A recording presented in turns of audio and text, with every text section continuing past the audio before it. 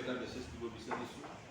কোচৰাজবংশী ছাত্ৰ সন্থাৰ কোচৰাজবংশী জনগোষ্ঠীৰ মানে যি ধৰণৰ চিন্তা চৰ্চাৰ লগতে কোচৰাজবংশী অধ্যুষিত অঞ্চলৰ বিভিন্ন কিলোমিটাৰ পৰিৱৰ্তনসকলক আমি সমান্তৰালভাৱে একেলগে বাচি থকাৰ যি অধিকাৰ বিচাৰি আমি সংগ্ৰাম কৰি আছোঁ, সেই সংগ্ৰামত আমি একেলগে সকলোৱে কাম কৰি যাবই লাগিব। তাৰ কাৰণে কোচৰাজবংশী ছাত্ৰ সন্থা কোনেও যাতে ৰাজনৈতিক হাতিয়াৰ হিচাপে ব্যৱহাৰ কৰিব নোৱাৰে, তাৰ কাৰণে আমি একেলগে থাকি ৰাইজক অভিভাৱকত্ব লৈ আমি কাম কৰি যাম।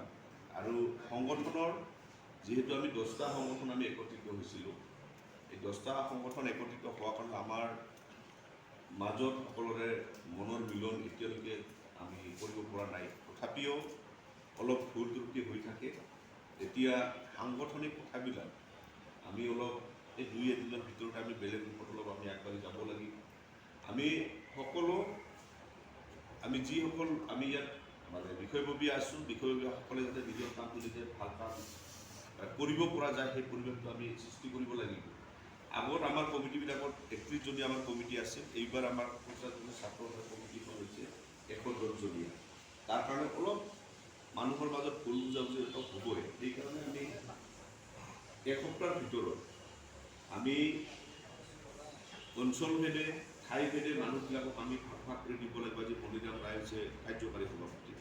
এতিয়া কাৰ্যকাৰী সভাপতি মণিৰাম ৰায় BTC মানে BTAD আকাশৰ প্ৰেচিডেণ্ট আছে। তো তেনেকৈ আমি এতিয়া মানে কাম কৰাৰ প্ৰচেছবিলাক অলপ মানে ভালভাৱে বহলাই যাতে কাম কৰিব পাৰোঁ, সকলোৱে যাতে দায়িত্ব লৈ যাতে কাম কৰিব পাৰে। আমি এসপ্তাহৰ ভিতৰত কাৰ্যনিৰ্বাহী সভাপতি গোটেইখিনি আমি দায়িত্ব গ্ৰহণ কৰা হ'ব সকলোকে। আজি আপাৰ আছাম, লোৱাৰ আছাম প্ৰতিটো প্ৰান্তত আমাৰ বহুতো কৰ্মী আছে, কিন্তু সকলোৰে এটা কথা হৈছে কি আৰু সভাপতি সম্পাদকে আমি 10টা সংগঠন যিহেতু একত্ৰিত হৈছোঁ, তাৰ ক্ষেত্ৰত অলপ আমাৰ কাম কৰা অলপ অসুবিধা হোৱা যেন আমাৰ অনুভৱ হৈছে। যাৰ কাৰণে কোনোবাই দুখ কৰি আমাৰ সংগঠনৰ ফালৰ পৰা ওলাই যাব ধৰিছিল, শেষত বুজি পাইছে। আৰু আমি এটা কথা ক'ব বিচাৰিছোঁ, কোচৰাজবংশী ছাত্ৰ সন্থাই নিজৰ ব্যক্তিগত স্বাৰ্থত কেতিয়াও কাম নকৰে, ৰাইজৰ স্বাৰ্থত কাম কৰিব। আৰু আমি সিদ্ধান্ত ল'ম ৰাজনৈতিক, সামাজিক, অৰ্থনৈতিক প্ৰতিটো দিশ চোৱা চিতা কৰাৰ কাৰণে কোচৰাজবংশী ছাত্ৰ সন্থাই কি ধৰণে কাম কৰে। ৰাজনৈতিক দিশটো আমি ভালভাৱে চোৱা চিতা কৰাৰ কাৰণে আমি বিভিন্ন অভিজ্ঞ ব্যক্তিসকলৰ লগতো কথা পাতি আছোঁ। কাৰণ আমি দেখিবলৈ পাইছোঁ কোচৰাজবংশীসকলক বহুদিনৰ পৰা কেৱল লাঞ্ছিত বঞ্চিত প্ৰবঞ্চনা কৰা প্ৰতিটো ৰাজনৈতিক দলক আমি দেখিবলৈ পাওঁ। সেইকাৰণে আমি সিদ্ধান্ত ল'ব লাগে ৰাজনৈতিক দিশত আমি ভালভাৱে আগবাঢ়িম, অৰ্থনৈতিক সামাজিক দিশত।